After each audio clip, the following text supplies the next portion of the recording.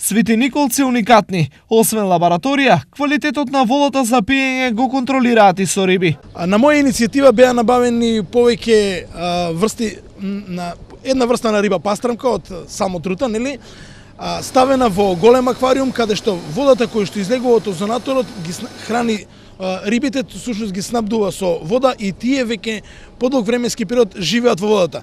Рибата е најважниот индикатор за квалитетот на водата. Според ова можеме да кажеме дека светениколчани не да пијат квалитетна, туку супер квалитетна вода за пиење. Новината е воведена откако општината по 6 месеци работа и реконструкција постави озонатор на филтер станицата. Од сировата вода може да направи питка вода, при тоа подобрувајќи ги својствата на сировата вода, поправајќи ги својствата мирис, вкус, и тоа се најосновните својства што може да се приметат при преработката на водата и кои може да ги примети потрошачот. Дали новиот озонатор и водата од Златовица ќе значат и нова повисока цена на водата за пиење?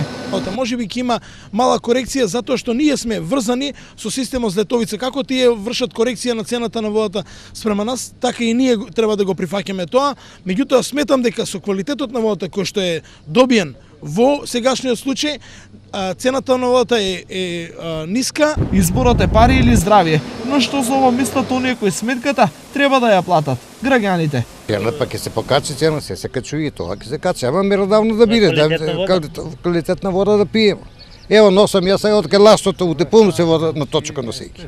Во што го видиме тука, што е се уградено, нови вие вентили, нови други системи, што е озонатор, оноа, па и да се покачи сега нешто и нормално, трошковите мора да ги покрие некој. Водата иде дури од планината горе.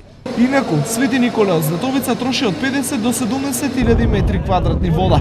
Во моментов цената на водата е 33,8 денари за кубик, а според новата методологија за плаќање, која наскоро ќе оди на јавна расправа, таа треба да се покачи на 37 денари, што е покачување од 3,2 денари по кубик.